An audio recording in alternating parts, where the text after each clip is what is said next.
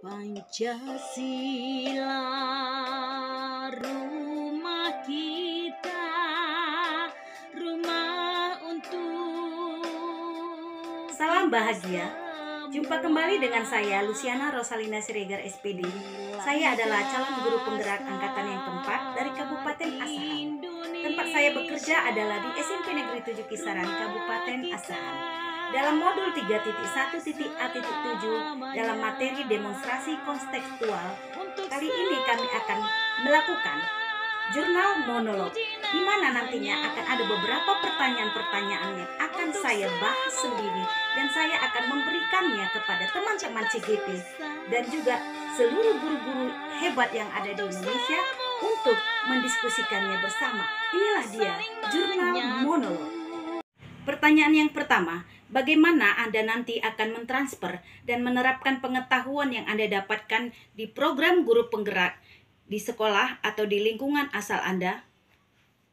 Saya akan menjawabnya, saya akan berusaha semaksimal mungkin bergerak cepat sesuai dengan panggilan hati saya untuk segera melakukan perubahan paradigma dalam pembelajaran Merdeka Belajar kepada anak-anak didik saya, baik di sekolah maupun anak-anak saya di rumah, dengan penuh kesabaran dan rasa empati yang tinggi terhadap segala masalah yang mereka hadapi dan juga segala hal yang menjadi keinginan mereka untuk mengembangkan segala potensi yang mereka miliki. Dan saya akan menerapkan ilmu-ilmu yang saya dapatkan melalui pendidikan guru penggerak mulai dari modul 1 Filosofi Pendidikan Indonesia Ki Hajar Dewantara, nilai dan peran guru penggerak, fisik guru penggerak, dan budaya positif. Di dalam modul 2, memenuhi kebutuhan belajar murid melalui pembelajaran berdiferensiasi, pembelajaran sosial emosional, dan model pembelajaran coaching.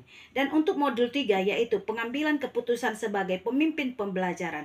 Dalam hal ini, saya akan benar-benar fokus dalam menerapkannya kepada anak-anak dalam pembelajaran dengan cara-cara yang sudah saya pelajari dalam program guru penggerak, dan saya akan mengimbaskannya kepada para rekan-rekan guru baik di sekolah maupun komunitas MGMP serta lingkungan masyarakat yang belum mengenal atau belum memahami tentang materi ini.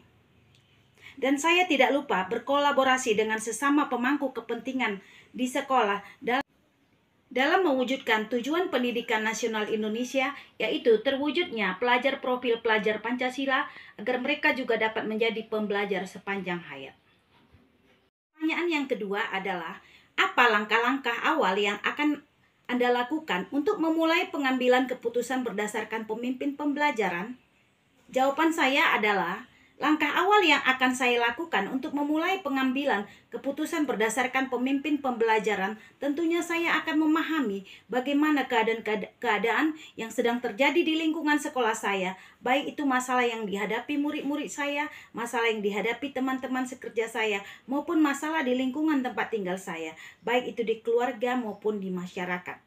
Sebagai pemimpin pembelajaran yang bertanggung jawab terhadap keputusan yang saya lakukan, saya akan memakai konsep-konsep pengambilan dan pengujian keputusan untuk memandu saya dalam mengambil keputusan dan menguji keputusan yang akan saya ambil dalam situasi dilema etika ataupun bujukan moral yang membingungkan. Yang akan saya lakukan dalam membuat keputusan sebagai pemimpin pembelajaran yaitu 1. Mengenali nilai-nilai yang saling bertentangan, yaitu dengan mengidentifikasi masalah yang sedang saya hadapi dan jangan langsung mengambil keputusan tanpa menilainya dengan lebih seksama dan memastikan bahwa masalah yang sedang saya hadapi itu memang betul-betul berhubungan dengan aspek moral, bukan sekedar masalah yang berhubungan dengan sopan santun dan norma sosial. Yang kedua, menentukan siapa yang terlibat dalam situasi ini. Bila kita telah mengenali bahwa ada masalah moral di situasi yang sedang kita hadapi, pertanyaannya adalah, dilema siapakah ini? Bukan berarti kalau permasalahan tersebut bukan dilema kita, maka kita tidak peduli. Karena kalau permasalahan ini sudah menyangkut aspek moral, kita semua seharusnya merasa terpanggil. Yang ketiga, kumpulkan fakta-fakta yang relevan dengan situasi ini. Proses pengambilan keputusan yang baik membutuhkan data yang lengkap dan detail. Yang keempat adalah pengujian benar atau salah. Pengujian benar atau salah ini terdiri dari uji legal. Pertanyaan penting di uji ini adalah, apakah ada aspek pelanggaran hukum dalam situasi itu? Bila jawabannya adalah iya, maka situasi yang ada bukanlah antara benar lawan benar, atau disebut dengan dilema etika. Namun, antara benar lawan salah. Di situ ada bujukan moral. Kemudian yang kedua adalah uji regulasi atau standar profesional. Bila situasi yang dihadapi adalah dilema etika dan tidak ada aspek pelanggaran hukum di dalamnya, mari kita uji apakah ada pelanggaran peraturan atau kode etik di dalamnya. Kemudian yang ketiga adalah uji intuisi. Langkah ini mengandalkan tingkat perasaan dan intuisi saya dalam merasakan apakah ada yang salah dalam situasi ini. Uji intuisi berhubungan dengan berpikir berbasis peraturan atau rule-based thinking yang tidak bertanya tentang konsekuensi tetapi bertanya tentang prinsip-prinsip yang mendalam.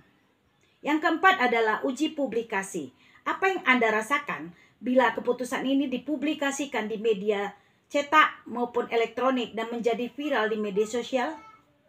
Uji publikasi sebaiknya berhubungan dengan berpikir berbasis akhir atau based thinking yang mementingkan hasil akhir. Berhubungan dengan prinsip berpikir berbasis rasa peduli atau care-based thinking. Pengujian paradigma benar lawan benar.